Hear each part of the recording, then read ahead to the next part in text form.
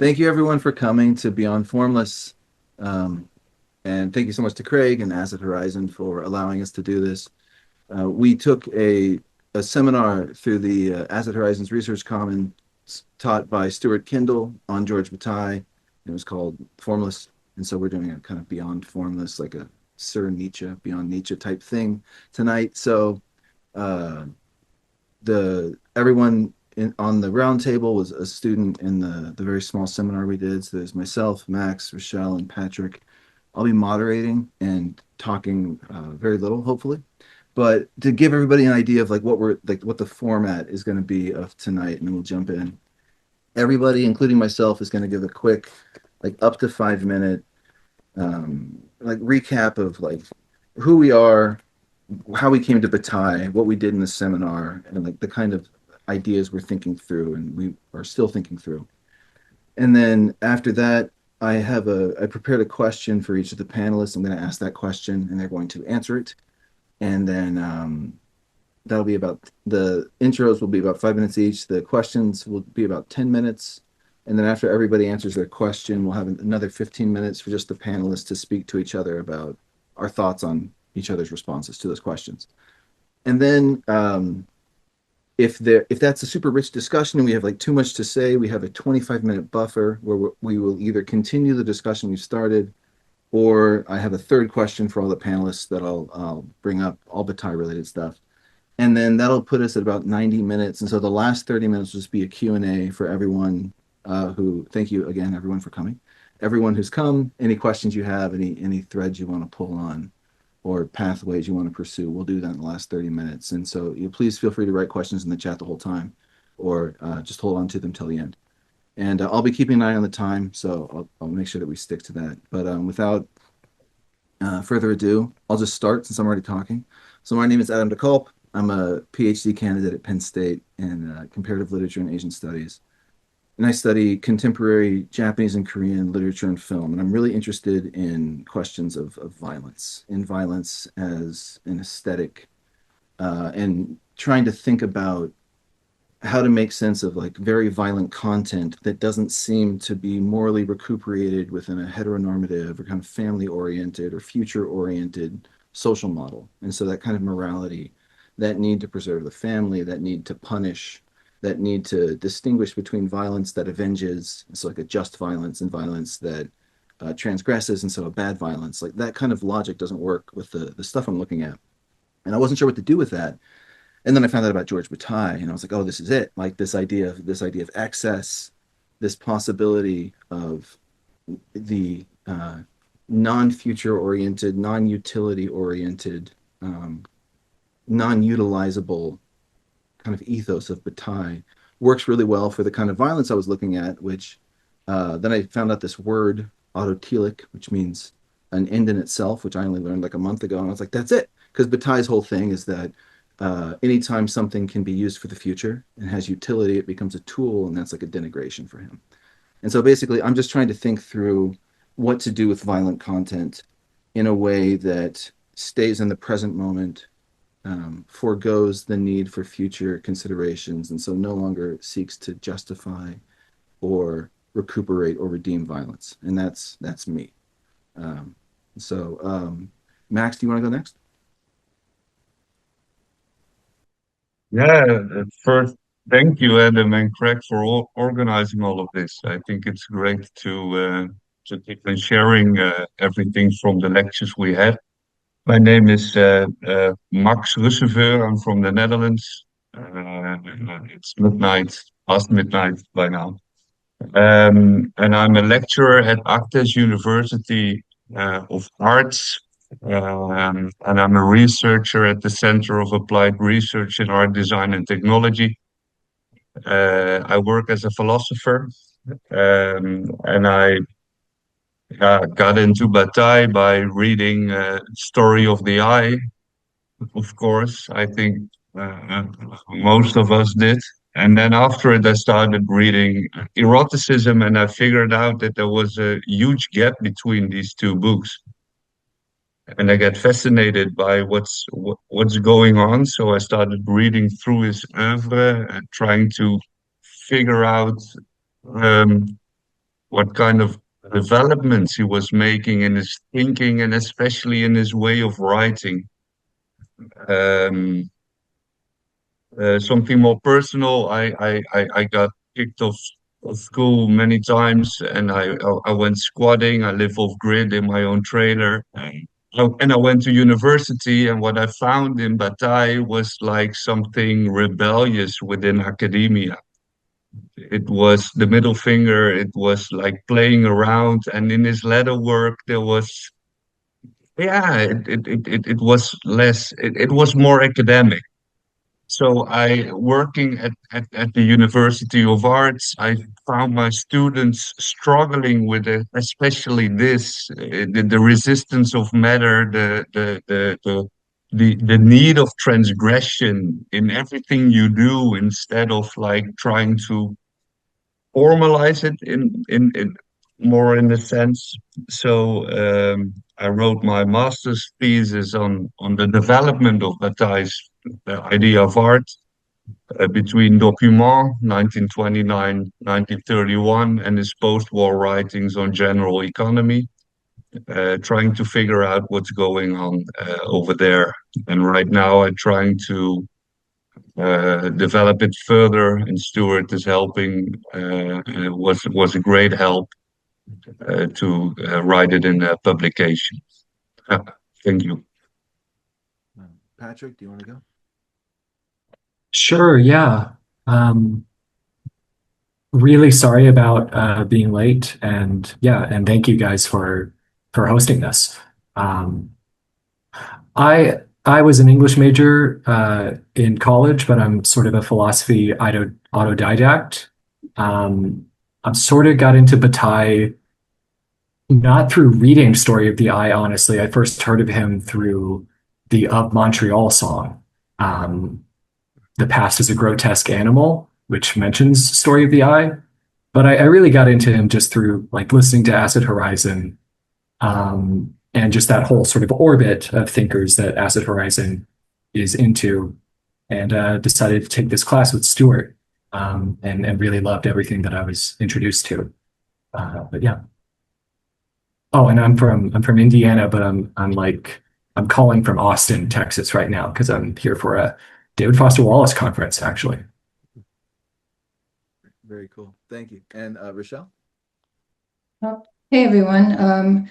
My name is Rachelle Rame. I am a writer and I'm a scholar. I'm not gainfully employed, but employed by the New School, where I teach in their Culture and Media Studies department. I teach media philosophy and such. And I think it's really cool that Adam, Max, Patrick, and we all come from different specialties when it comes to academic focus or non-specialties. We've all studied many things, but we've come to Bataille at this moment. And I've been studying Bataille for quite some time. And I can't say that I study him too rigorously, but I hope that the extent of time that I do study him makes up for the rigor I lack when it comes to reading him in real time. To me, that is sort of my method of reading Bataille, as I sort of negotiate, what he would do. I'm an effective Bataille reader.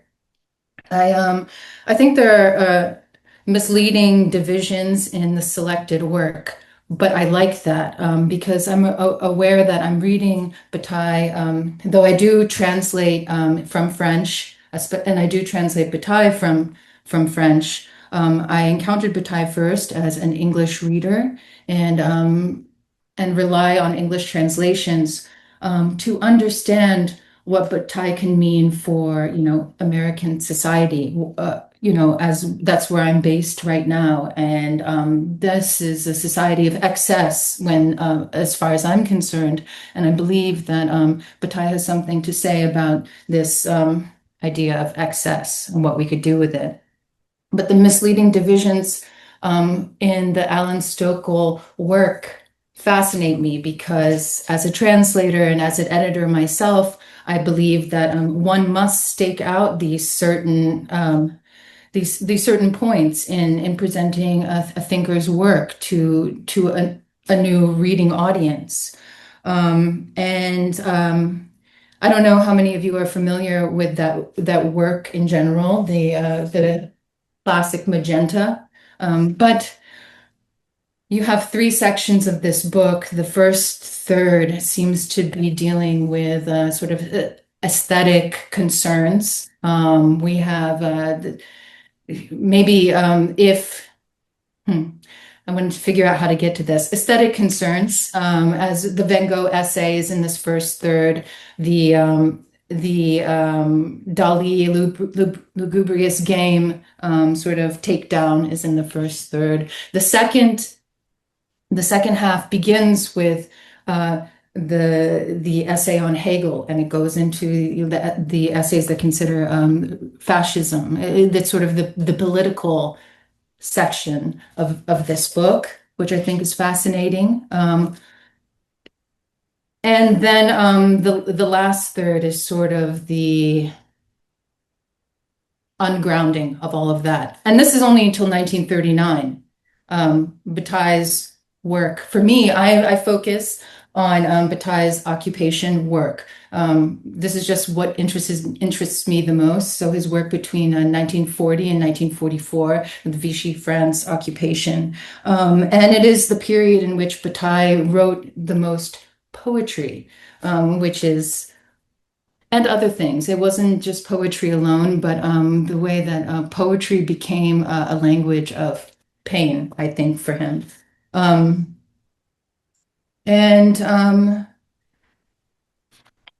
I wanted to come to this class thinking about questions of freedom when it came to Bataille, because and I do believe that he is a non-ideological thinker, and I wanted to understand what his relationship to free will is when it comes to undoing ideology's work on the individual. And so Stuart Kendall's talks about sovereign experience really appealed to me in this class. And there's more I can say on that, but I'm coming up on 5 minutes now.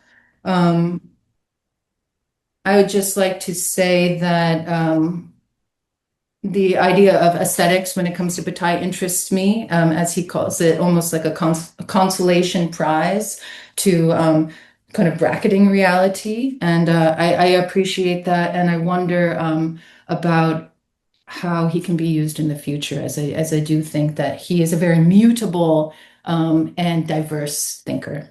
So that's 5 minutes there. Thank you. Thank you. All right, so for the audience who was not in the Formless seminar, there was like a webinar version of the class of like 40 people, and then there was a seminar version that had like 8. And so in the 8-person version, every participant prepared a 20 to 30 minute like presentation of their ideas and their engagement with Bataille, and then we would a bit quiet here. Let me just pull us closer. Maybe that will help. All right. Okay, go for it. So everyone prepared like a 20, 30 minute presentation, presented it to the group, and then Stuart Kendall, our Bataille expert and translator, and then everyone else in the group kind of engaged in like a Q&A, and we thought through ideas. So the questions I'm about to read are based on those presentations. And so as Max said, I'm going to start with Max. He's thinking about Bataille's work on art and his theory of art. So Max, you said in your presentation that, quote, transgression is the temporal rupture of the taboo, and thus the temporal partaking in the general economy, end quote. Building on that idea, I wonder if you would speak to the possibility for the artist to embody expenditure, and if this releases, and if this relates to the temporary becoming of something like a sovereign man of art. Can the act of representation that is always a form of representation operate as a transgression against the negative ideal of the anti-ideal, and so not create a pure product or arrive at some outcome, but in the act itself, the transgression, activate or access the general economy or the sovereign experience? And finally, could this instant of cancellation of the individual, that can also be named the sovereign experience or sovereignty, begin to address the seeming impossibility or contradiction you locate in Bataille's earlier writings of giving a name to the nameless, whether that is base matter or the human being? Oh, before we go on, it looks like there might be an issue with the audio. Can you hear me better than you can hear Adam right now? No, it's the same. Is it quite low or everything's good? It needs to come up. All is okay. Right now I see Rachelle on the screen, so all my feedback's coming from her. Okay. With that said, Max, by all means, go ahead. Thank you very much. I can hear you quite clearly. It's okay for me. And I love the fireworks on the background, so it was perfect. Yeah, I made some notes, but the previous time I started reading my whole story, and I looked it back. It was not a success. But how to say, it's quite a big question you ask, and in a sense, I think it is exactly what I see many people do while trying to interpret Bataille or interpret Bataille's oeuvre, is that they try to find some idea or some thoughts as the center of the labyrinth.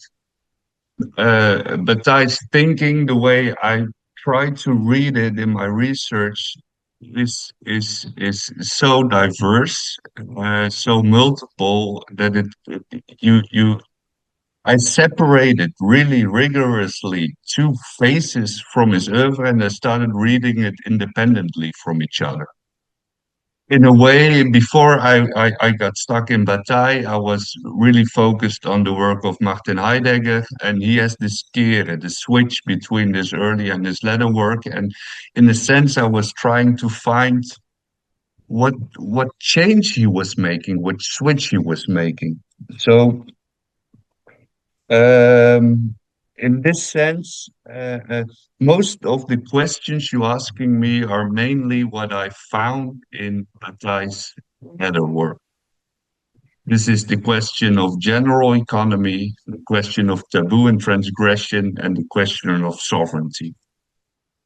In his latter work, Bataille, that's the way I structured it, and I think it's quite a systematic way of reading Bataille, or reading. I think he became a more systematic thinker than in his earliest work. Um, General Economy, Part 1, the first chair. The idea of excess of energy and cultures having to spend this without asking it something back.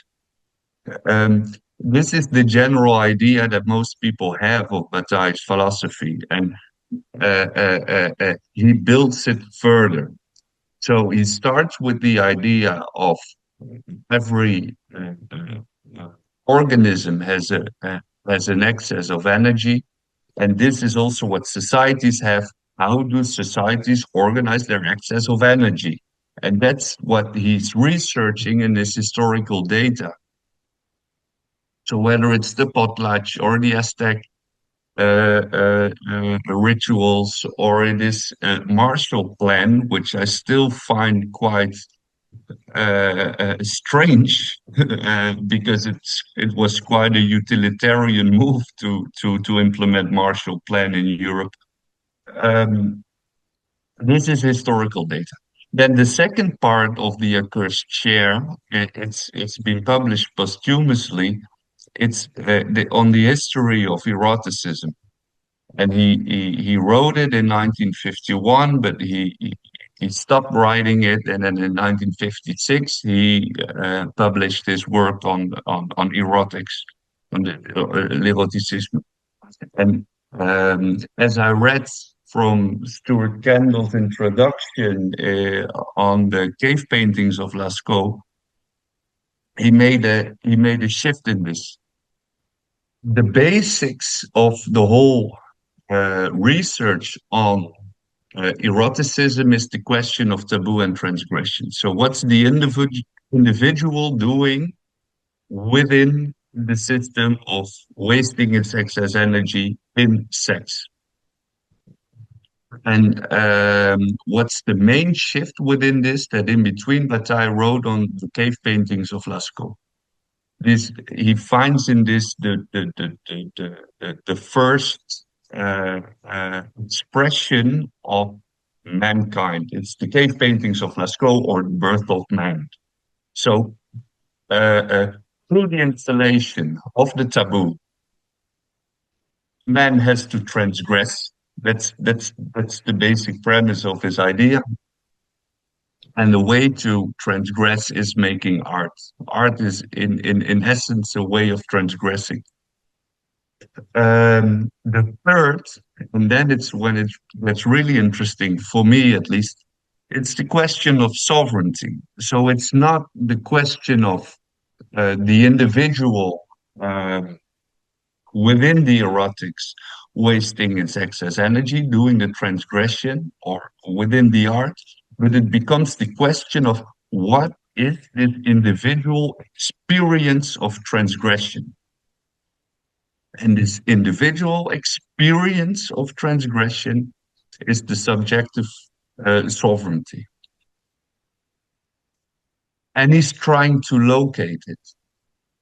But the problem of sovereignty, it's nothing. He writes it in capital letters. Yeah, it's actually nothing. It's ungraspable. You cannot objectify it. You cannot control it. You cannot organize it. And he's making references to Nietzsche or Kafka or Gilles de Rais, whatever, and they have this form of sovereignty because they have this non-utilitarian expenditure of energy. But to put it in words, it's exactly this thing that you cannot put in words. So this is the contradiction, especially of the third part of the AHRC share, also published posthumously.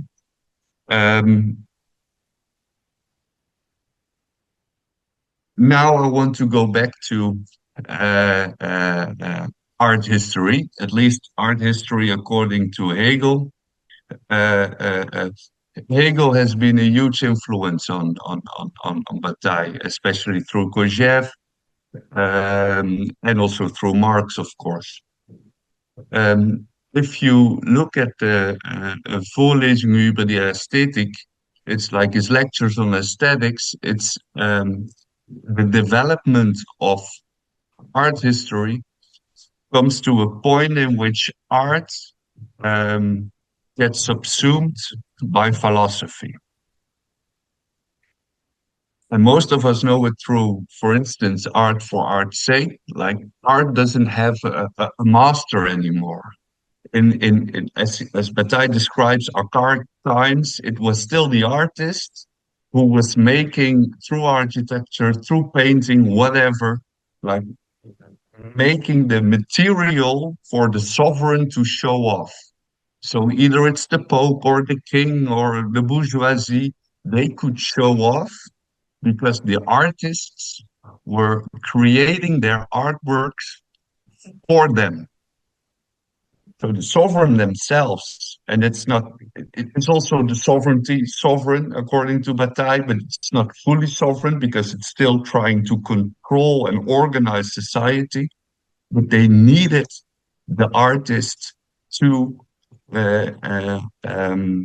embody this expenditure. From the point that within the dialectics or the development of history, at least, the church falls down, the kings are not there anymore. The artist becomes without a purpose, without a job, without a cause. And the movement, art for art's sake, is still utilitarian, according to Bataille. So the artist who is capable of producing art beyond art for art's sake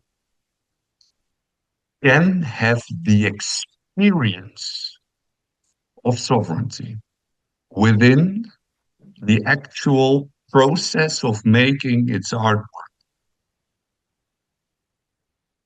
It's The sovereign experience is within the creation, not within the product. The question of art is always like fluid because you have the creator, the artist, you have the work of art, and you have the people who come and look or read or experience whatever you want. And then if you go back in time and you look at his essays from 1929 till 1931 in Documents, you see that he's mainly concerned with what does the work of art do. If you look at the big toe of Beauvoir, what does happen? Is this actual a transgression? Do you really experience um, the rupture that he's looking for? That's the words he's using. If you look at the big toe, or at Jeu Lugubre, which Rachelle already pointed at, the Dali painting, are we capable as artists, because he's part of the board of this magazine, and it's a combination of works of art and essay, and it's a critical dictionary, and it's way more a work of art that they are creating. Are we capable of actually rupturing the experience of our readers? And then it becomes interesting. If you look at the reception of Bataille, if I lecture my students on Bataille and I lecture them on his early work, they get really enthusiastic because it's an impossible project. Because at the end, he concludes, you are not capable of really rupturing the audience. Because at the end, it doesn't matter how provocative it is. At the end, it will end up in the museum. It will end up in the Louvre, and everybody was, oh, it was so provocative in the 19th century. Oh, um, and for philosophers, on the other hand, they love the systematic way of thinking, a form of aesthetics, in which it is at the end the artist who can solve the problem of that thing you cannot explain. And this is a bit the basic structure of my research. And I tried to answer a bit all the questions in between. I will look at my notes at the same time. Yeah, Max, I'm gonna we're about at 10 minutes here, so I'm gonna go to Patrick, ask him a question, but we can come back because there'll be like Cool. an extra 15 minutes at the end of this section for you guys to all. Awesome. So thank you so much. Perfect, no problem. It was amazing. So Patrick, just for the people who didn't have the chance to be in the seminar, your presentation was about putting Bataille and Simone Weil in conversation, and like their ideas in conversation, even though they were kind of going in very different directions, and you were thinking through how to use Buddhism to bridge this gap. And so my question for you is that there seems to be a desire or motivation or an effort to reconcile Bataille's excess, at least its destructive elements, and Simone Weil's asceticism, at least its destructive elements, in your thinking of each philosopher. And Mahayana Buddhism is the fulcrum that you put to work in balancing these elements in each thinker, in balancing these thinkers toward one another. So my question is, does this approach allow the transgressive elements of each thinker to continue to exist, or does it seek to remove the transgressive as such? Bataille exceeds and so transgresses boundaries, but so does Weil's absolute devotion transgress the boundaries of those limits, psychological and biological, that keep her imperfectly devoted. So does the introduction of Buddhist thought transform the transgression into another form or achieve what the transgressive elements seek to achieve, albeit differently? And if so, could you speak to this difference?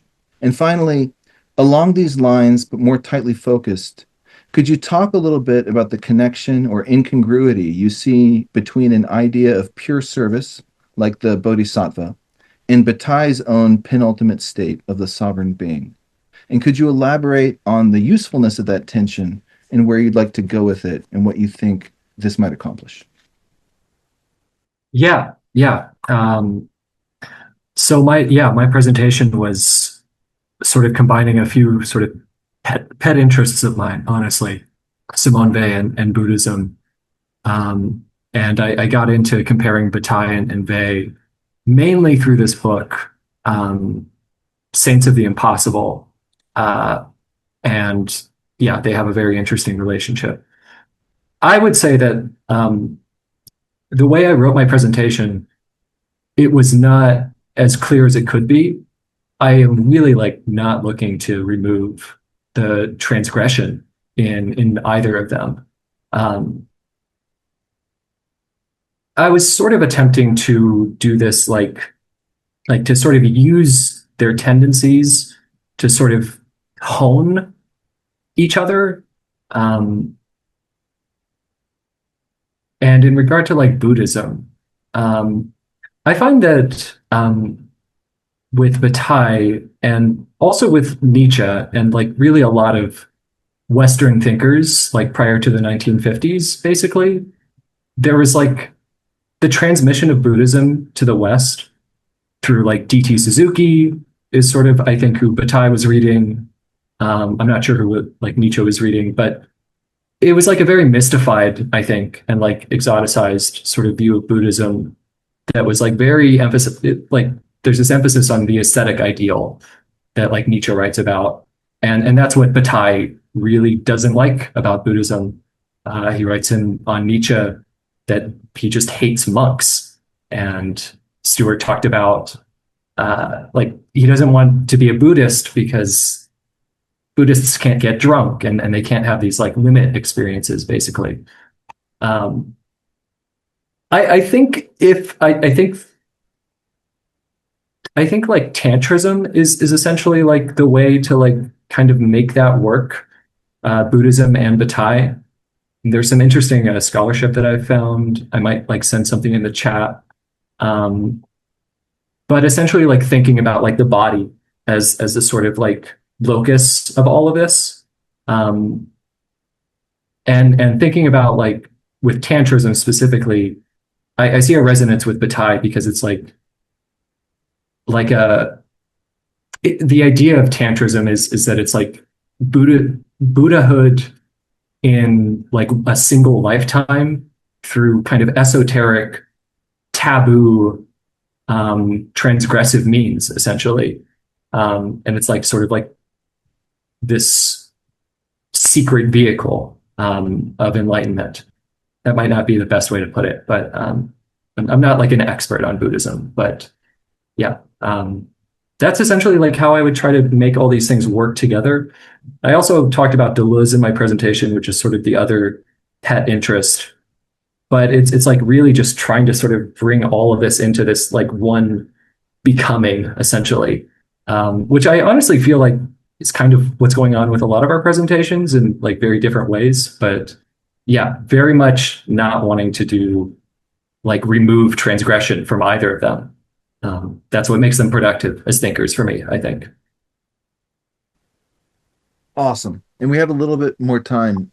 So could you say a bit more about this idea of pursuing a becoming that you just mentioned? That's quite provocative. That's exciting.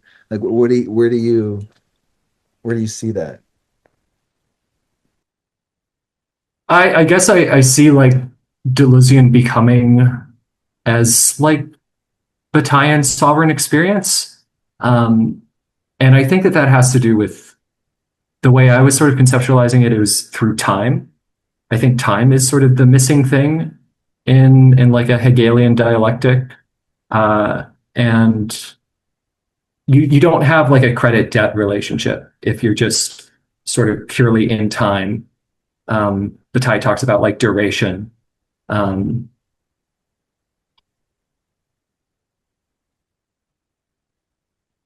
I think that's like just as good as I can do it at the moment, in regard to that. But yeah, Also, no, it's great. That's great. I mean, I assume we'll come back to this because that um, I am not a storied reader of Hegel yet, but this issue, bringing time in, especially like time in a Deleuzian and thus like Bergsonian context, and like then what that does with Bataille, especially how like the sovereign experience kind of pops us out of time, but only for a second. right? That we can't ever really escape the linear flow of time if it's a linear flow. But we'll definitely come back to that. So thank you. That was awesome. Gonna jump to Rachelle, and so your presentation was quite wide ranging, and I don't know that I could do it justice by trying to summarize it. So my question will be about the uh, a couple of key points that you focused on. So in your talk, you brought a consistent and demanding focus on identifying and exploring the difference between Hegelian and Bataillean ideas of recognition. Given that each constructs a markedly divergent concept of the existence of the individual and its function, um, whereas Hegel raises the individual to a place and prominence, using the other as the foil to accomplish this structural locus for human existence and a human history, Bataille rejects the sustainable individual in favor of a disruptive and unsustainable sovereign experience. So you also brought the important notion of a monstrous feminine into your discussion of Bataille's thought. Would you put these two ideas into more explicit conversation? Specifically, could you speak to the possibility of the generative interplay between a monstrous feminine for the realization, deciphering, and enlargement of the sovereign concept? Since woman is often framed as the ultimate other to the assumed default masculine self, how could the monstrous feminine, as an excessively other who exceeds the very boundary of other, and so disrupts the clear demarcation between self and other, enrich, complicate, or require a reimagining of the sovereign experience? Thank you, Adam. I'm going to tiptoe my way around that and get there. I want to start by saying I'm sympathetic to readings of Bataille when it comes to art and when it comes to Buddhism. To Max, I want to read this quote from On Nietzsche, and I have to betray that On Nietzsche is right in the prime of my years of focus on Bataille between 1940 and 1944, so it has a special place in my heart. He says in that text, Max, in previous conditions, extreme states came under the jurisdiction of the arts. People substituted writing, fiction, for what was once spiritual life, poetry, chaotic words for actual ecstasies.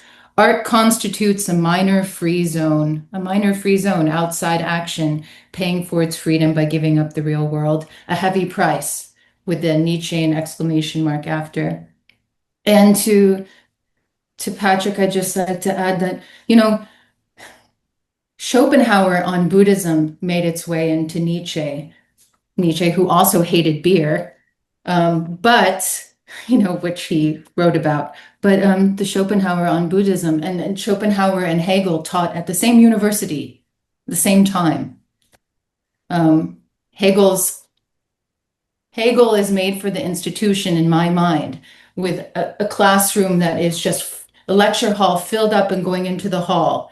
Meanwhile, Schopenhauer down the way was teaching to a classroom of this number. So, it's interesting, but okay, I'm sympathetic to that. I'll say, and I'm keeping my time, that one cannot recognize themselves in the apophatic unless one identifies with the apophatic. Now I'm trying to speak through my understanding of Bataille here. Can't recognize yourself in the apophatic unless you identify with that. That means no I. If you're identifying with the apophatic, no I, no me, no cogito. I'm fairly sure that's not what Hegel's secular unity looks like. Bataille's secular unity is change. It's protean in that way and formless in that way. As in the chance that covers changing forms and the instability of those forms because it relies on chance. And so focusing on sensation for me is a step towards this. Sensation in Bataille's work. And I appreciate that, I'll call it like anthropological aspect of his work. Desire could be monstrous if those are the conditions in which one can lose oneself. It would not be the case if, well, it's not always the case that that's what gets one to lose yourself, the monstrous. But that's the condition in which the monstrous interests me in relation to, and Adam didn't mention this, but my presentation was working up to this idea of the jetons de maison close, which are these brothel coins that I know that Bataille had an interest in, though I haven't found writing explicitly on it yet, but they find their way into Madame Edwarda. Okay, let's pause on this. One of my favorite concepts as a researcher is the framework of the point where two archives meet, which is almost like this idea of chance that finds its way into the 20th century. And say, even if anybody is into music, the oblique strategies, in which it is a deck of cards for solving creative problems in a chance-oriented way. And there's one card that says you can only access one point at a time. Some people wouldn't agree with that, but you can get into the headspace in which that is possible. So one of my favorite concepts as a researcher is the point where two archives meet.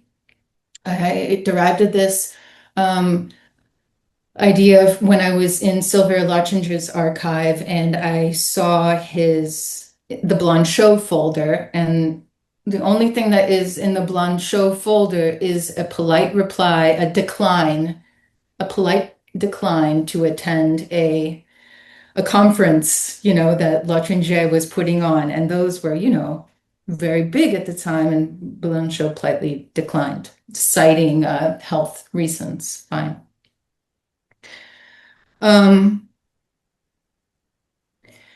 So I like this idea of the one point, and I think that that is what attracts me to Bataille's idea of chance, and what attracts me to the coins. If I could just show them really quick before I get too far into this so that people have some context, that would be okay. I'm going to cue it up right now. You should be good to, yeah. So go ahead. Thanks.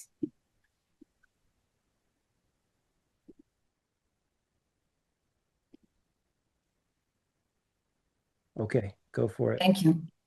Okay, so this is just to say, I'm just beginning to research these coins. As I said, it's this is this is all in, okay. The coins. There are these jetons de maison close, and I've been researching them quite a bit, and they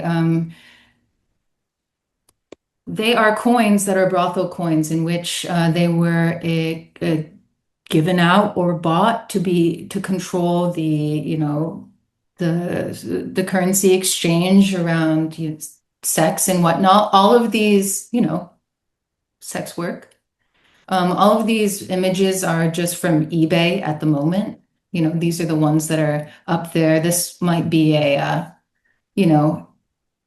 fan coin. It doesn't look quite authentic, but these are all sort of authentic things. And then we get to sort of not only in France were these quite popular, and from 1750 is one, like it's sort of there's not a definitive text on these coins, but 1750 to the mid 20th century, there is a catalog that is quite just like taking the stock and the size and the condition of the coins, and not a literary catalog of them at all.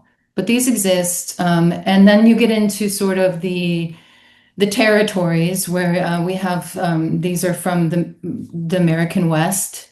They somehow made it there. This is one that was turned into a coin. Screw City, Nevada, etc. But the real,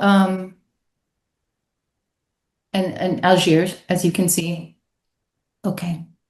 So I just want to show them to you so you have an idea of these coins. I came to this project because I'm interested in Bataille's idea of materialism and Bataille's idea of limit. And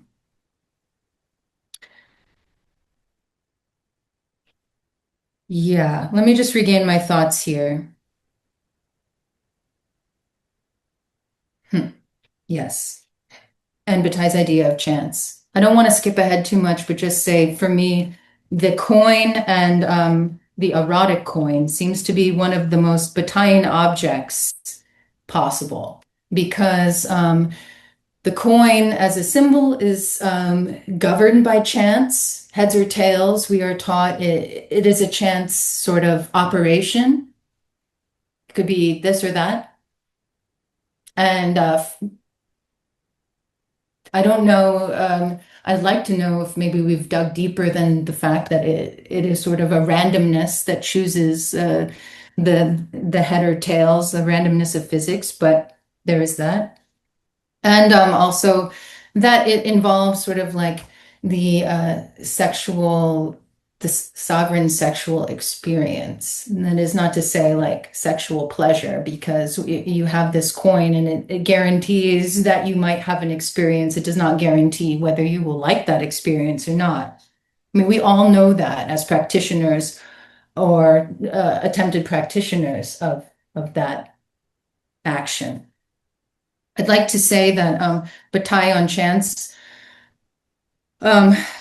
is also big on Nietzsche, where he writes himself in the preface. This is the Bruce Brune translation, not that that's just the one that I am accustomed to because Sylvain Lautringer wrote the introduction. That's what attracted me to it. On chance. In the writing of this book. This is in the preface to On Nietzsche. It seems to me that only certain chance movements or the audacity that comes from taking chances will freely prevail. Chance represents a way of going beyond when life reaches the outer limits of the possible and gives up. This is the middle of Vichy France, in which the idea of what Max was talking about, document and any sovereignty that art experience might have has been seen the face of fascism and has been highly diminished. Okay. It seems to me that only certain chance movements or the audacity that comes from taking chances will freely prevail. Chance represents a way of going beyond life when life reaches the outer limits of the possible and gives up. Refusing to pull back, never looking behind, our uninhibited boldness discovers that solutions develop where cautious logic is baffled. To me, Hegel represents logic. I will get into that. I just want to say that he continues in the preface to On Nietzsche. Only my life, only its ludicrous resources, only these made a quest for the grail of chance possible for me. Chance, as it turned out, corresponded to Nietzsche's intentions more accurately than power could.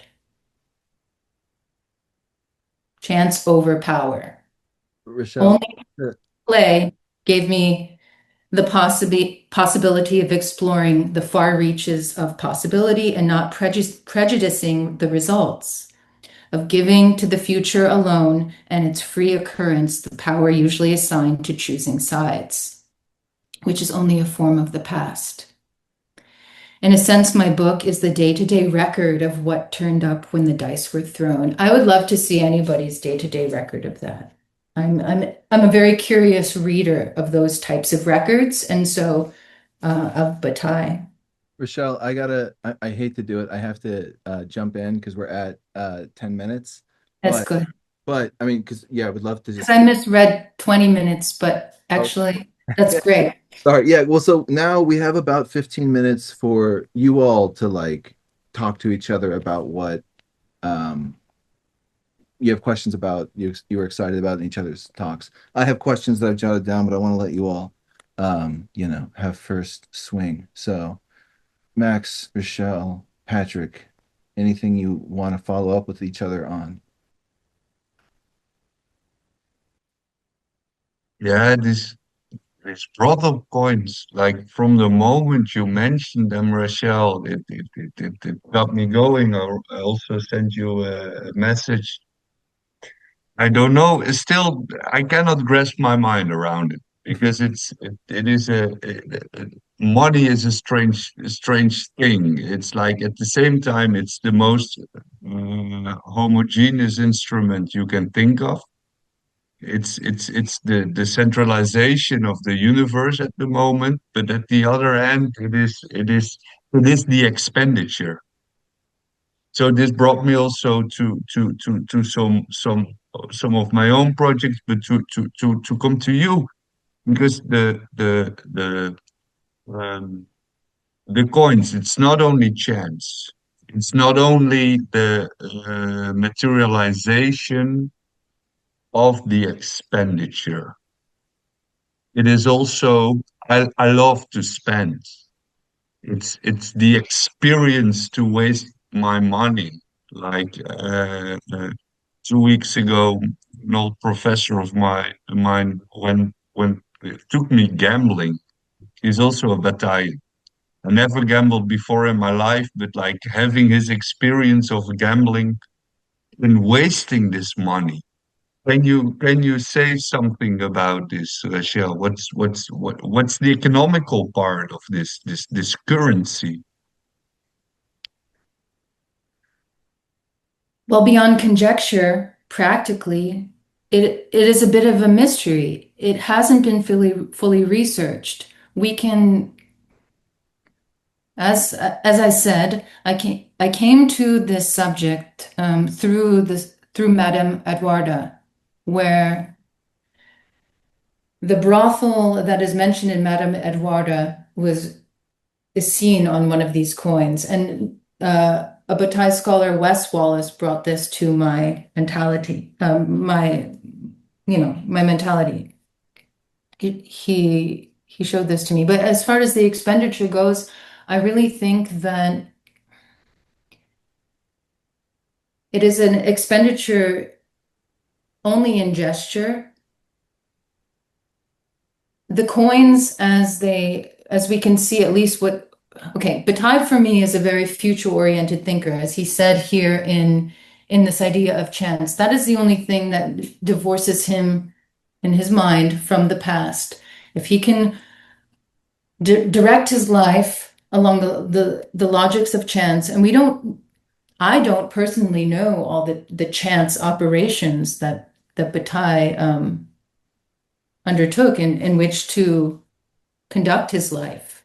There are things that are secret perhaps about Bataille that remain secret, unlike the materials of the Ossifal society.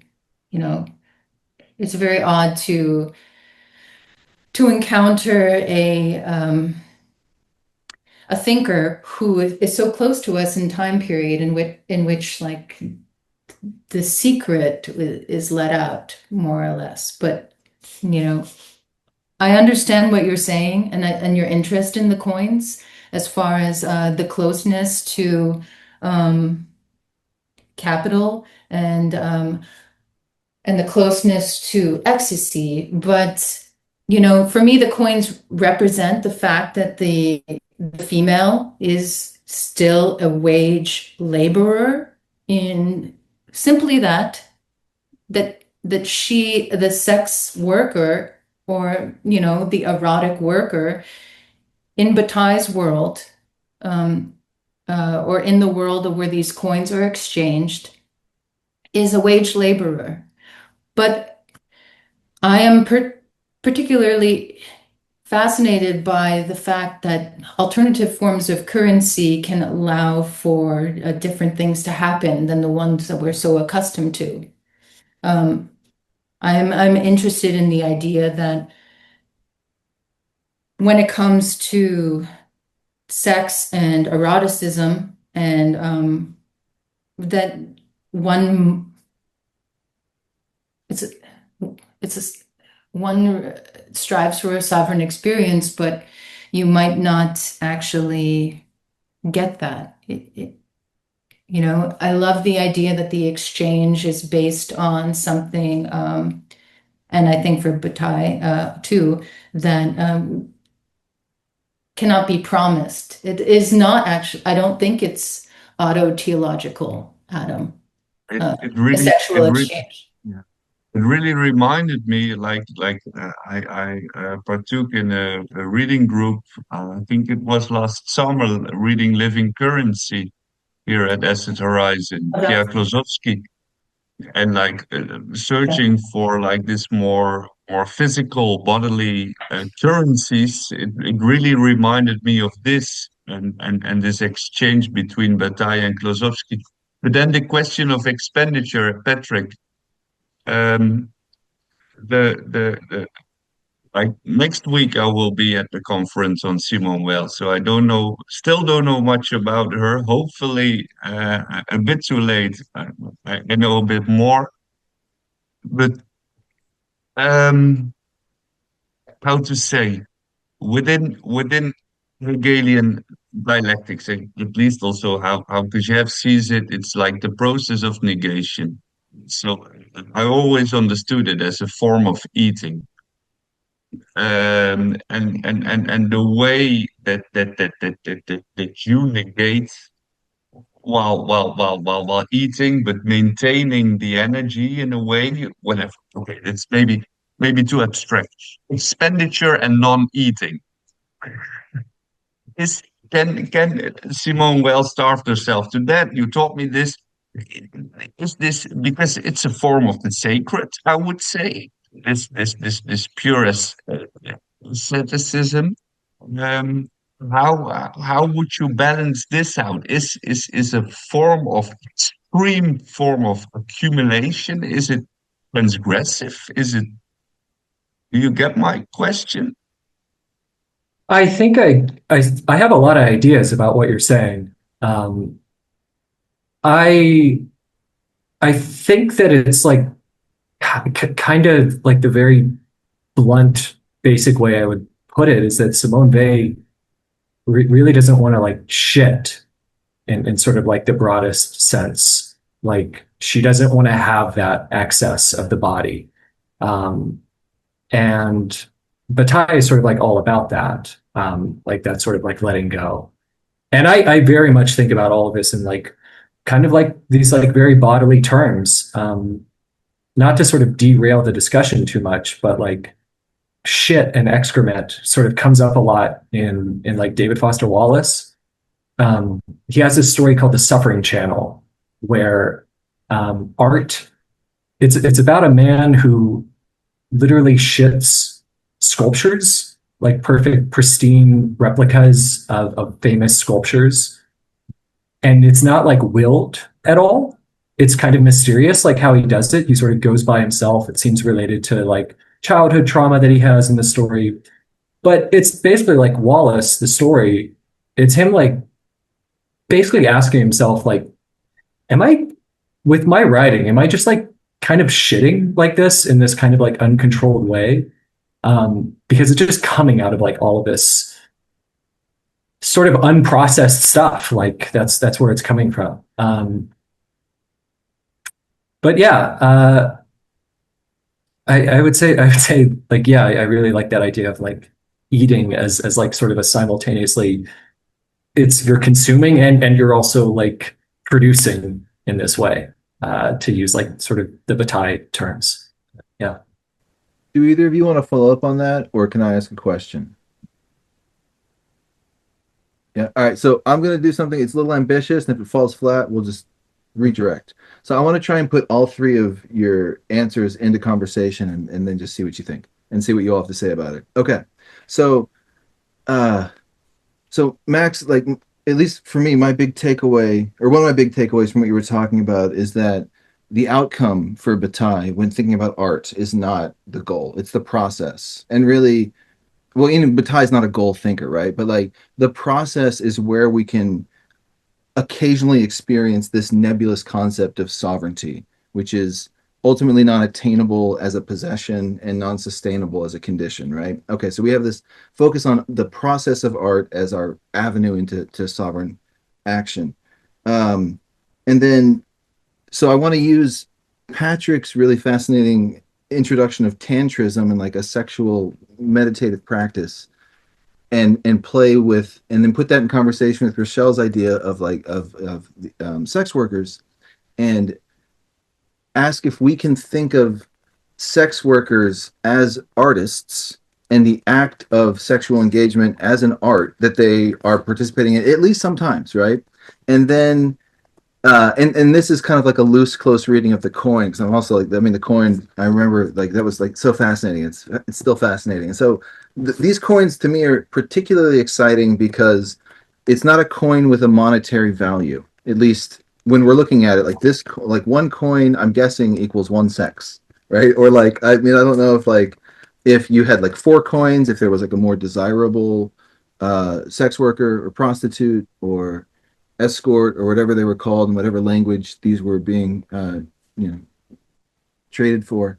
But it seems like it would be one coin, and so and then there's your chance. There's your like aleatory element, right? It's this one thing.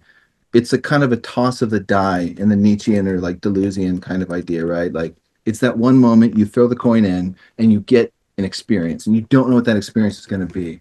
And so I was curious if like we could think that like what you all would think about this idea of taking it at least for this moment of imagination between the four of us and really between the three of you, taking it outside of the like money economy entirely and putting it into this general economy of Bataille excess that allows for art. So where the sexual act within the prostitution or sex labor field becomes an artistic practice. And like, is it insane? What do you think? Is there something there? I'm ready, man. Uh, I have to take it so to I, the contrary. I'm doubling down on the quote that art constitutes a minor free zone outside action, paying for its freedom by giving up the real world.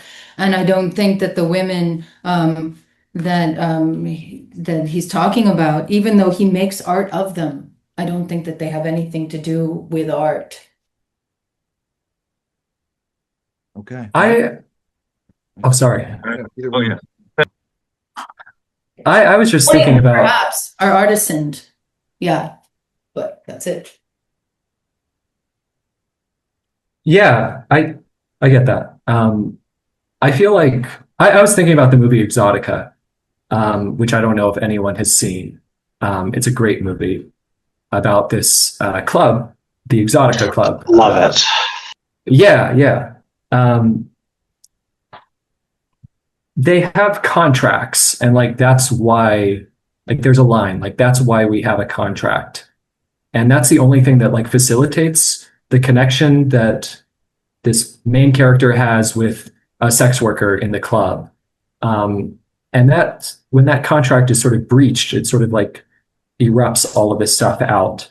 But I was just thinking about like the contract and like I was almost I'm not sure I can really coherently connect up these ideas, but I was thinking about like how Freud talked about money as like this dirty thing that like facilitates the exchange and like psychoanalysis as like sort of like a similar setting where you have this like the money that creates this like contract, this like it's sort of the wordless mediator, and then that creates this space for this other thing to happen that couldn't happen otherwise, if that makes any sense. it surely does. Um, I'm currently reading The Currency of Desire on the relation between economy and sex, libido, whatever, which is a fascinating story. It's a great book.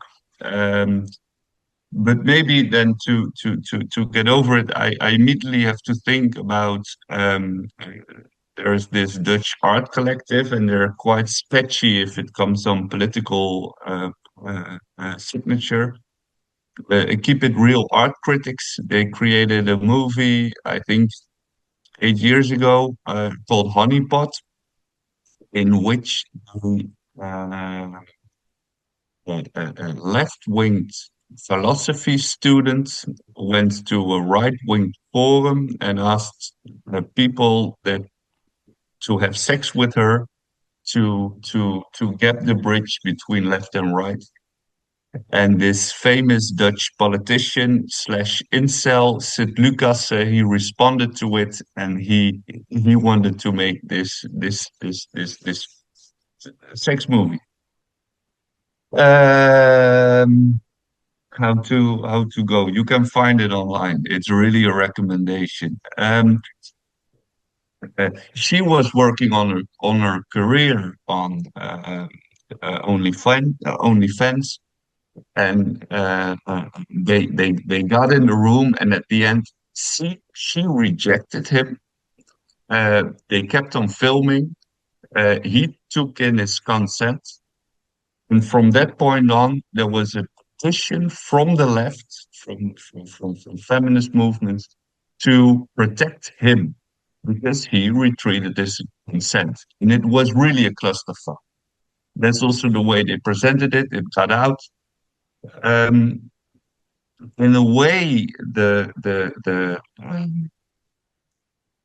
perversity, that's also what Freud says, the perversity of talking about sex and the perversity of talking about money, like to say out loud here what's your wage or whatever.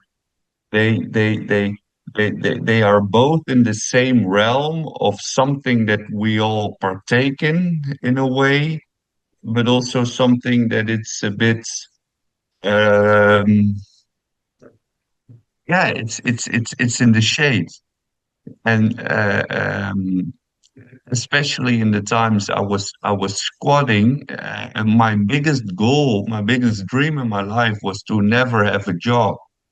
And it feels a bit like I love my students, I love working with them, but it feels like a form of prostitution. It feels but also going to the dentist is like, it feels for me like visiting a prostitute. Like you go there, within 5 minutes you're gone, you get a huge bill, you're fucked. And these metaphors, being in the world, Heidegger again, is a bodily act. It is like selling your body continuously. That's what we're doing right now, for free, because it's great. We love it. But so the exchangeability of bodies, and that's what I find fascinating with Klosowski's work on living currencies, the exchangeability of bodies and the transcendence that money takes within this, or the transcendental part, the yeah. This is something. This creates a distance or a flipping possibility. I have the idea. I'm curious what Rachelle wants to respond on this, if Adam allows us to continue. Yeah. Please. I'd like to quickly say, on the point of Hegel and Bataille, that they differ, in my opinion, on a lot. They differ on law. They differ on the legislative will. They differ on the authority of the law and internalization. They differ on reason, on what it means to be part of something. They differ on the self and therefore the other, and therefore nearly everything, except for the fact that there is something rather than nothing. And I think that is actually what attracts me to Hegel, his materialism, which is not the thing that he's known for. I'd like to say that along those lines, one of the frustrating things for me in encountering secondary sources on Hegel is that people in our time, is that people seem to, they can't talk about Hegel without talking about Marx. Well, here I am doing the same. Can't talk about Hegel without talking about Bataille, but that was my task. To this point, the master and slave in Hegel aren't flipping coins to determine the direction of history. But in Bataille's republic, his ideal republic, there's a strong possibility that that's the way history would go. And so this idea of thinking about sex work in terms of capitalism via Marx via Hegel is just, I think it is really outside of where Bataille was trying to go with it. I think what the sex work symbolized for him was sort of the same reason why I translate him into English. And I'm sorry, this is a bit of a leap, but that there's like a plethora of fetish in the realm of sex work, which is other than the law, than the legislative law, than Hegel's law, really. There's a plethora of experience available there that he was curious to think about, just like, and I'll make this brief, in translating Bataille into English. There is a plethora of language that I can use as a researcher in translating his poetry in particular, that he didn't have access to as a French speaker, because the French language relies on idioms, and the idioms are the interesting thing about the French language to me, and the fact that apart from the idiomatic expressions, you can say something very, very directly in French that we can't say in English, because we'll be asked in English, well, why did you say it that way instead of this way or that way or that way or that way? In French, there are some things you only say one way. And so, as apologetic as I am for being a translator of Bataille's poetry, I do find that it's a necessary project in a way, because there is more septic material to work with in the English language in working with his poetry. And I think it's a worthy experiment. Yeah, for sure. It's a great response. But then, like, if you also the translational problem for Bataille towards Hegel, like, Bataille didn't read any German, so he got into Hegel via Marx That's or right. via Kojève, which really complicates it, because it's like the difference between the Latin and the Germanic languages, which really complicate it, and it also makes Bataille's reading of Hegel quite weak. At least, Yes, like, reading Hegel in German is brilliant but terribly complicated. But it fits the language I agree. in I a think way. a rather But weak reading of Hegel. and what wouldn't you say? Because I really have the idea, like, Bataille is famous for its transgression, for its excess, whatever, like really putting the boundaries. But wouldn't you say that he is really indebted to Hegel? Like, it is the core of his ideas are Hegelian, and the only thing he wants to prove is that Hegel is not everything, that there is something outside. And we are all in love with the transgression. We are all fetishists of this outside. While is the major part of his oeuvre is Hegelian logic, law, which can transgress. I would somewhat agree with you, but I would also say that there are aspects of Hegel that to me seem to appeal to him, like the dialectic, but that is not Hegelian. I think that Bataille is more Socratic. I think that he even cues that the Socratic dialectic is more important to him than Hegel. In inner experience, in the section on Hegel, the first paragraph, he ends, circular, absolute knowledge is definitive knowledge, which is in italics. This is, even supposing I were to attain it, I know I would know nothing more than I know now. That is Socrates. Fine. And like literally. And I think that also Hegel was very important for people that Bataille cared about, his comrades, i.e., when he talks about Hegel, he says, to my comrades, not, it was something that he had to address because he was fancied himself a rigorous thinker. I think that you're right, and that he did push up against the idea of Hegel, but I think that Hegel is less important to him than Nietzsche, for example, and that the side of Hegel that did appeal to him, that kept him coming back, was the theological side. How could the secular How did the secular theological thing work for Hegel? Why were his Marxist comrades so fascinated by him and took him up again? Why was Marx? These things I think he was interested in. But I'm not sure. I do think, like Breton, Hegel was another head that Bataille felt he had to lob off, decapitate in his quest.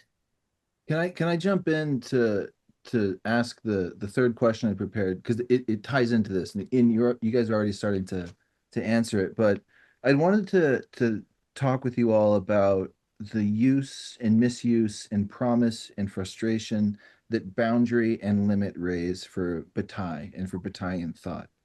So obviously transgression requires some kind of limit, right? But Bataille, unlike, say, Marx or Hegel or Lacan, as I understand them, doesn't seek to explicate or establish a stable system ultimately.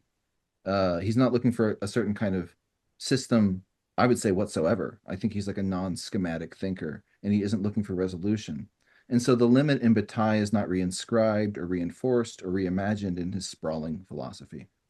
And if that's the case, or even if we can entertain that as an idea, even if we reject it ultimately, it would mean that limit has to do something else in Bataille's thinking and in ours if we would apply his ideas to our thinking. So could we talk about that? Like, what does limit do in Bataille? How does it frustrate, or how does Bataille push beyond the idea of a limit, even though he needs it as something to transgress? Yeah, within this, I exactly have the idea that it is in his post-war writings, and I think during the Second World War, he was really invested in Nietzsche. But after the Second World War, he was directly going back into some dialectical system of understanding the progression of history. And so we need the limit. That's what we want at the end. His whole philosophy is based against bourgeois limits, but in a way, I have the idea that we enter the stage right now in which there is no limit anymore, and you will notice in his writings during the 1930s that he is looking for forms of community which set limits. Um, like forming a community is setting limits, like it's having a project. It's like it's setting boundaries, which you should transgress always, but it still has a core. And comparing the 1930s to our days now, at least in Europe, it happens quite a lot, looking at the other side of the Atlantic, but also to our own politics. Um, and in a way, for all the Bataille lovers I know, Bataille lovers should set limits like Bataille seemed to do in the 1930s. That's almost the idea I have, and it feels really contradictory to my just intuition of loving Bataille. I feel like Bataille is at least sort of starting to go towards trying to create a system with the accursed share and just like the idea of general economy and this sort of like broad cosmological vision. And I feel like limits are just when you're sort of in a certain restricted economy and you sort of like go over the bounds of that restricted economy. But that just means that you're sort of like like either in a I want to say like in a more restricted economy or a more generalized economy, but you're just like in a different one, essentially, if that makes sense.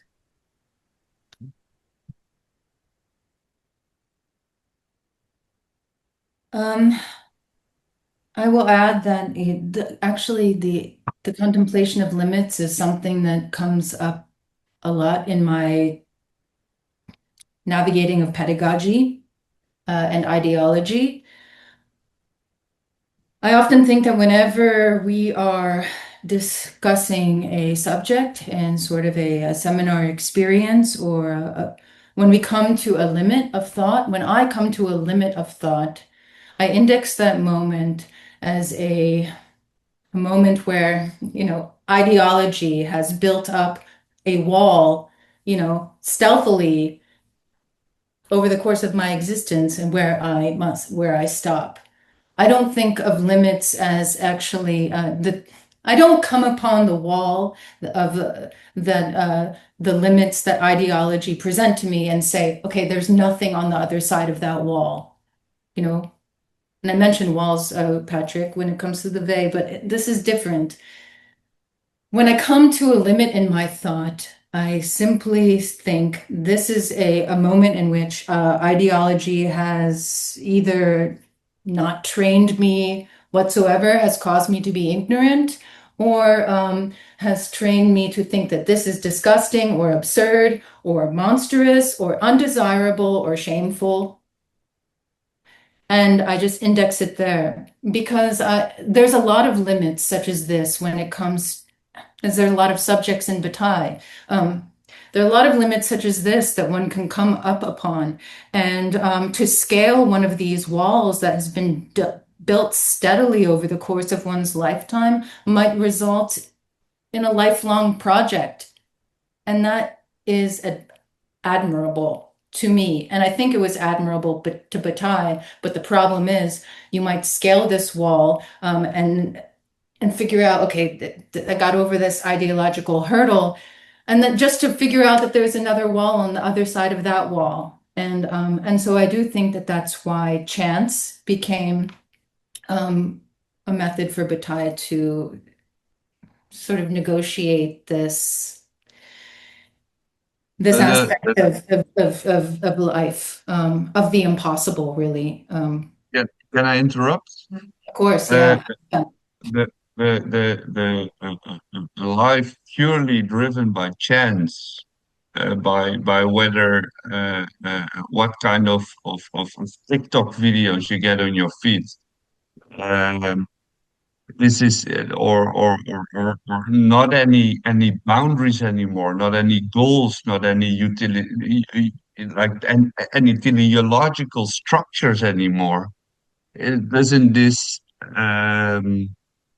destroy the possibility of transgression.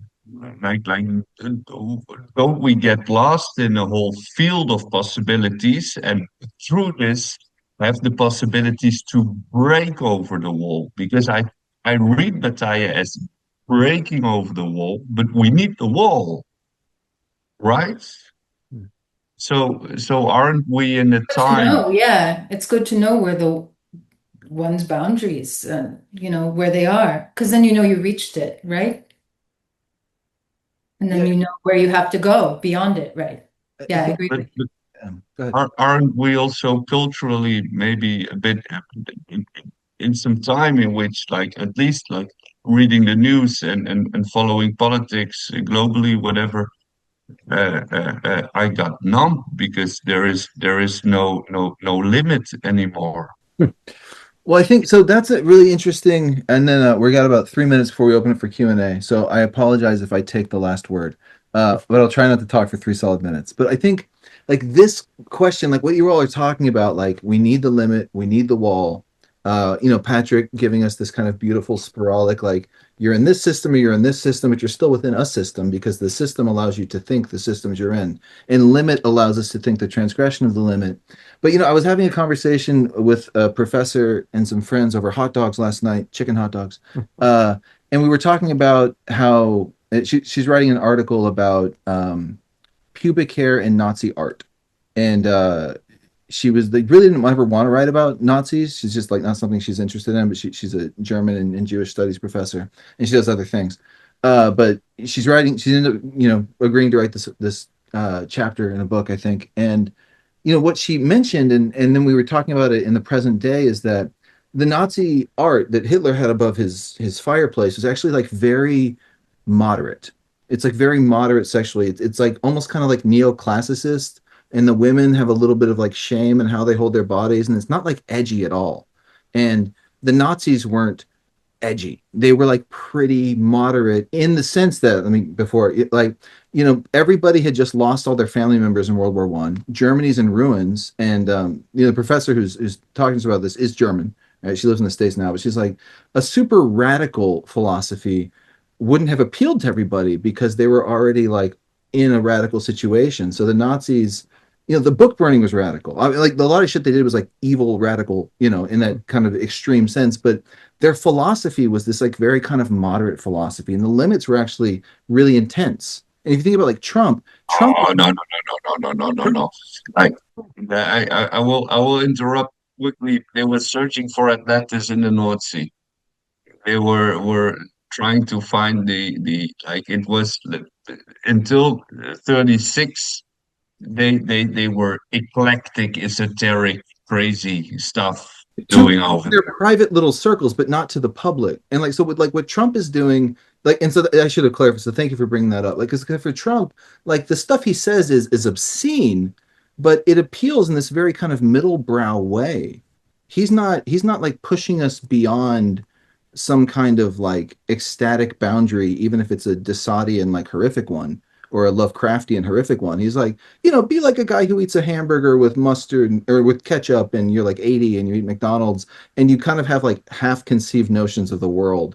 And like there's a way in that I bring all this up and then close because we're now at time for Q&A from the audience. So sorry, I did take up all the time.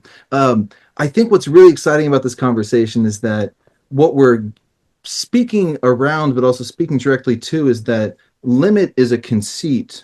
The wall is real, but the wall is also not real. We make the wall a wall instead of a pile of bricks because we need the convention of the wall as something to protect us, but also something to go beyond. And I think I think for Bataille, that's like one of the really exciting things for me about Bataille is that Bataille doesn't believe in limits, but he understands their necessity. But he doesn't believe there's like an absolute true limit. I don't think. Yeah. But and maybe we're gonna open it up I to agree, since I'm just going to say, because it's my metaphor, Bataille isn't about crashing through the wall or going up. Ideally, he goes down. We know that. You don't have to go over the wall. You don't have to crash through it. There's a lot of other shit besides the wall, and you go down. And like, you can agree with that or not, but that's what I think he does. yeah, that three dimensionality is exciting too, because then we forget that the earth beneath our feet could also be a limit, but we dig into that's. I think that's amazing. Okay, so we're gonna open it up to Q&A from the audience. There's a bunch of stuff in the chat, but also if you have a question and you just want to start talking, uh, Yeah, hand raise works too hand raise. via the reacts on that, and we can see that easily. So it doesn't have to be about what we were just talking about. It can be anything from anything. Sebastian. Yeah. It's not exactly a question, but I've been sitting here thinking about all the things you're talking about. And we're talking about the limit and Hegel and Nietzsche, and I immediately think no one's mentioning Kierkegaard, right? Which was a major influence on Bataille, and I remember distinctly reading Fear and Trembling. There's a moment where Kierkegaard says, I understand the system, but Abraham and what this is about, that I don't understand, right? And the system, he meant Hegel, right? I upset a Kierkegaard fan once because I told him, Kierkegaard understood Hegel very well, and this seemed to bother him because he thought of Kierkegaard as very anti-Hegelian, and yet Kierkegaard said, no, I get Hegel, and I think about Hegel a little bit like that, and maybe Bataille did as well. That it was kind of like it was certain self-evidence to it. It was kind of it's outlined certain components of consciousness and thought, and those are a limit that we can get out of, but you could perhaps accept that those, like, there's truth there, even though it does not provide the entire truth of your experience or what you're aiming for. And there was I lost the other part of my thought. So if anyone has anything to say to that, go ahead. Yeah, go ahead, Matt. I'll just say, No, I think Hegel on Rachelle. contradiction is very convincing. I think Marx found it convincing. Even Lenin went to, while the revolution was getting going, went to the library and read Hegel and said, "Oh, I'm finding all of the freedom of humanity that I thought was from Marx. Here it is in Hegel. Oh my God." I haven't read any Kierkegaard, but the Night of Faith episode of Acid Horizon it's like a highlight in my memory. I feel like the Night of Faith is like sort of similar, at least to like a man of sovereignty, because it's like this ultimate irreducible act to sacrifice Isaac. Abraham sacrificing Isaac in Kierkegaard.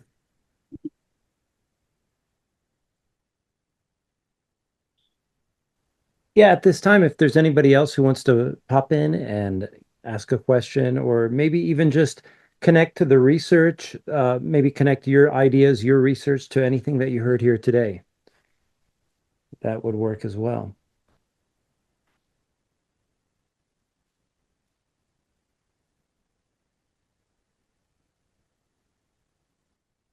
Hey, I couldn't find the button for the hand, so Oh, I just wanted to ask Rochelle and anybody else as well on the panel about poetry within Bataille's broader work and thought. So like the general question is like, how do you see where Bataille's poetry sits in relation to the rest of his thought? And obviously that's kind of a book length question, but maybe if there's anything interesting in that question. And also, the difference, like, like why do you think, what do you think he found, to use the word useful, about writing poetry as opposed to the other genres that he wrote in? Like, why would he write poetry as opposed to an essay or as opposed to a novel or that sort of thing? And especially in the time that you say that it was especially during the war period. And that relates to, the question of utility when it comes to poetry as well. Yeah, so anyway, if you can do anything with that, and if Rachelle and anyone else. Yeah. Well, okay, because I hadn't seen other translators of Bataille with an expressly dedicated poetry practice, I came to it. And it was because of Pierre Bourdieu, who said that a practitioner of a sport engages in watching it with the most complete idea, to use Spinoza's terms. And so that's what drew me to the poetry of Bataille. Now, I don't think Bataille's poetry is important for its formal gestures, personally. But I do think it's important for the subjects that he dwells on and the images that he repeats in his poetry in this period, such as pain, teeth, bones, or the animated skeleton, the sky opening up.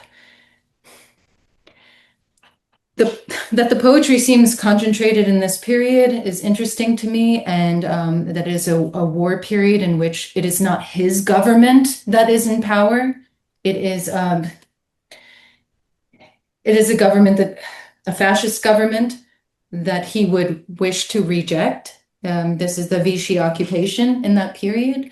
So that he comes to poetry fully in a period in which the law is not his own, is not one that he would agree with, is not one that had been lived in Paris and in France until this point. I think suggests that poetry is a language for him, is a way of expressing this idea of pain. I think it's apolitical. I think that he thought that at that time, that he could put extremes use language to negotiate, or not even negotiate, but sort of shove together extremes in the same literary space. Because I think Bataille is through and through a writer, and he uses language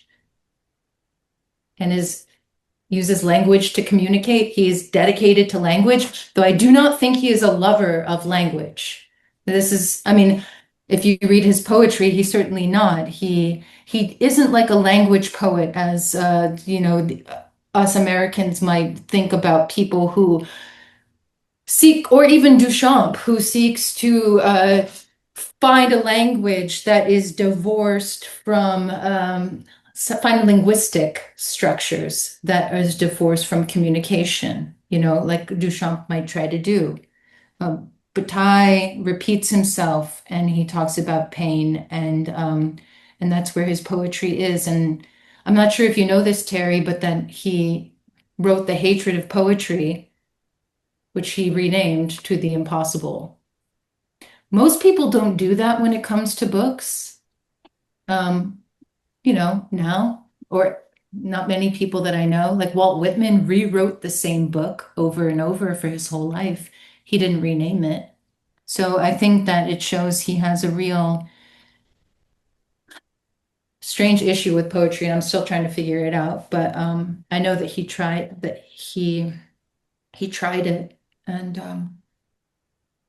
it seems to have to do with putting extremes in the same space. Can I add something? Yes, please, Max. Because there is one huge factor I love almost all of Bataille's writing, but I really don't like his poetry. It's not good. It's terrible. Uh, Even I have to say, it's like I'm now rereading Nick Land's Thirst for Annihilation, and he keeps on popping up with There's also terrible poetry in that book. yeah, no, but like he keeps on popping up with this poetry, and I don't understand it. Like I really read it as to within, like, you have the Vichy regime, like France is occupied by the Nazis partly, and the rest is just collaborating. But it's also Colette Pignon died in, I think, 1938, 39, by heart. That was his big love, and she was a tremendous writer. It's great to read. And next to this, the war finally is there. He was hoping for it to happen, and he has tuberculosis, and he's somewhere in the French countryside, wasting his time. So he's heartbroken and sick, and the Nazis occupy the country. So somehow I always read this poetry, and this is also maybe the reason I avoided reading too much of the war part writings in general, while it's Rachel's core interest. Um, because I have the idea he's just a broken man while writing his poetry and Soma Théologique, his own Nietzsche book, his inner experience. He's lost. and you read this being lost in his poetry. He's searching for something and he feels too much. And if I'm heartbroken, I also start writing terrible poetry. Hmm. If I can just ask a further question, I think of an American just with this question of utility too. Audre Lorde, I think in Poetry is Not a Luxury, she describes poetry as an economical form that invites like a kind of wider participation, that people who are stripped of their own time, working in a factory, things like that, that you can kind of write poetry on scraps of paper between shifts and, this sort of thing. So she kind of frames it in that sort of way, that it can be a form that is accessible to oppressed people. And I also think of in the particular historical context of the occupation, the Nazi occupation of France, there was this big proliferation of poetry that was, pumping up the resistance and speaking to and for and from the resistance. I'm thinking especially of Renee Shah, and just kind of the use of that, like that the senses, poetry was able to kind of more effectively get through the censors, because a direct pro-resistance speech would obviously be censored and punished, but that poetry with a kind of looser kind of way of speaking through metaphor, or speaking through it could kind of land on the right ears and resonate in a certain way. But perhaps, there was a sort of illiteracy towards that among the senses, that poetry was able to slip through. So I wonder in that context how we might, or how you might think about, I guess that puts a kind of a utility on writing poetry in that historical time that you're looking at, Rachelle. And my further question is just a bit more personal, which is like, I think it's widely acknowledged that Bataille's poetry is sort of bad. Like, I feel like there's always that, whenever Bataille's poetry comes up, it's like there has to be an acknowledgement that it's bad. But yeah, so, and I think that you've already touched on why you think it's still important to read it, and that it's something to do with experience. And so, yeah, my first question is on utility in poetry, perhaps situated in that historical moment, but also generally how that might speak to now. And my second question is just sort of like, why read Bataille's bad poetry now, and what, Rachelle, do you personally find important about, putting your time and effort into reading it very closely and translating it for others? Yeah, thank you. The fact is that it's not, the translations are bad. And that's my feeling on it. And it really takes and I was a scholar of his philosophy before I became a translator of his poetry. And it's simply because, as I said, I think translating it, weirdly, my intuition is that translating Bataille into English finds a development in understanding of his poetry, because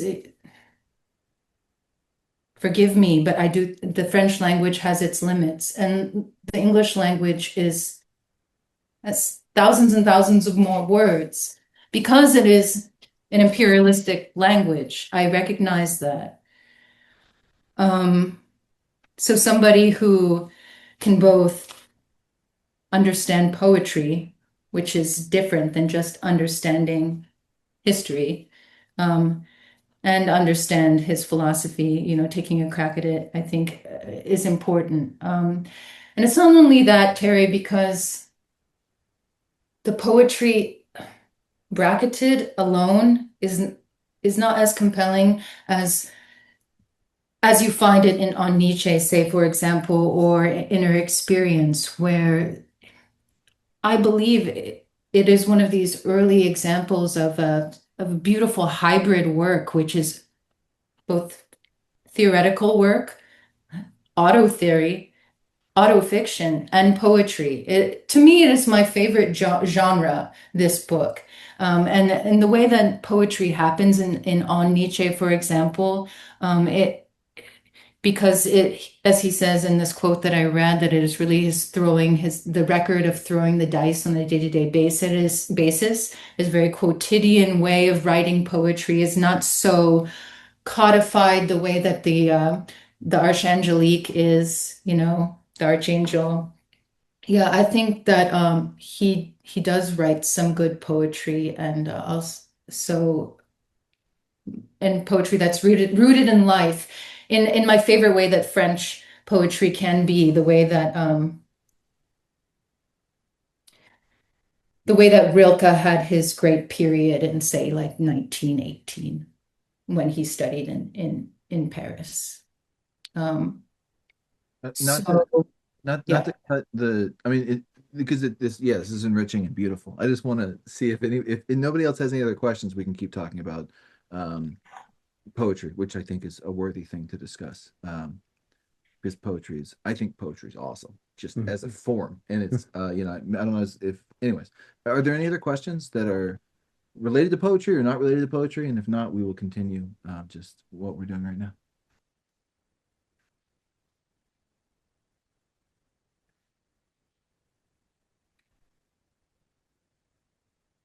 Nothing popping in. No, nothing popping in. Okay. Yeah. So yeah, But yeah, Yeah. it's more important to think about like other things. Because what we learned in our seminar from Stewart, and it is true that Bataille tracks. So I'm interested in a certain period, and then he moved on, and like to like tears, for example, and things like this. I think poetry ultimately had too many contradictions for Bataille, and in the bad sense, in the sense that it wasn't generative, the way that the contradictions that tears present is generative. I'll leave it as there. Yeah, if I could jump in, this is not really in terms of Bataille so much, but just with that last thing Rachelle said. When Bakhtin is writing about poetry, and he's writing about specifically about epic poetry versus the novel.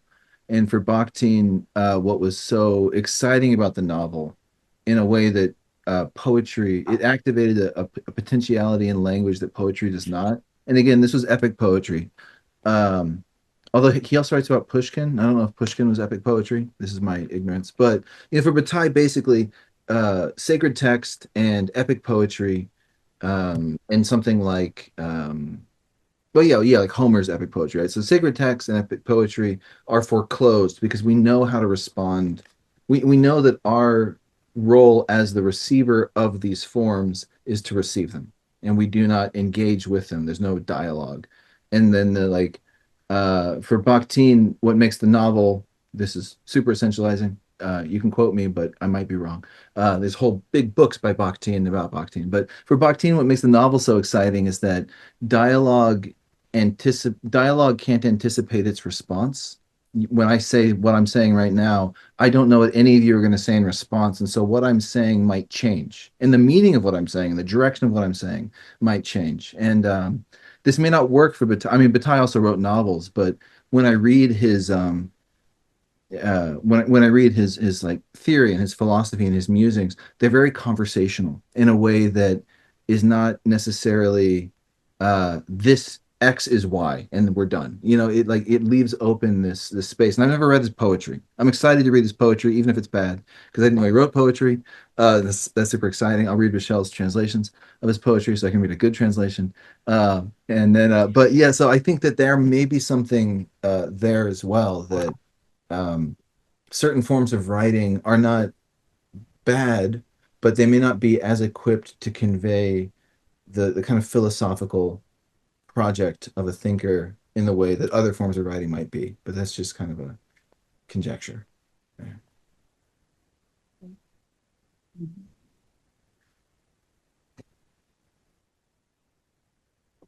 We're about 7 minutes away from the hour. Is there anybody else who wants to pop in? Otherwise, we can move towards closing, perhaps. Sure. I still want to go for it. respond to Yeah, Rachelle. go ahead.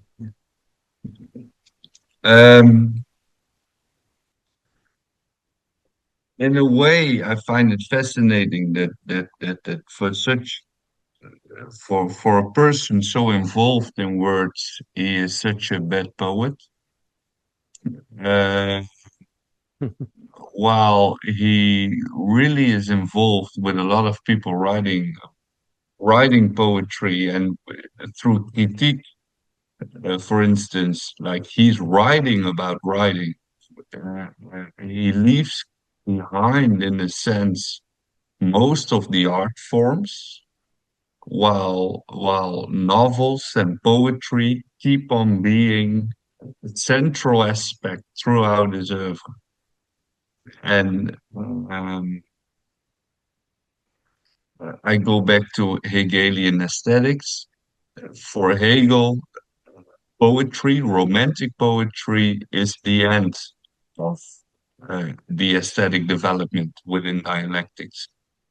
Um, because you seem to say that Bataille's idea on poetry or thoughts on poetry, it was not exactly yeah, he went beyond it. But wouldn't you say that literature, at least literature et la mal, literature and evil, it stayed a central point of focus for him while writing. He is a poet, but not in his poetry. So I don't want to keep anyone from answering that question, but I do think that's a perfect way to end. He is a poet, but not in his poetry. Just so there'll be time for me to say thank you, Max. Thank you, Rachelle. Thank you, Patrick, for doing this with us tonight. Thank you, Craig, for allowing us to do it. Thank you, everyone who came. And please, if you have further questions, you can probably find most of us online under our Christian names here. And you please, continue the conversation with us. And I'm going to turn it over to Craig so he can tell you about other exciting things like this that are happening this summer.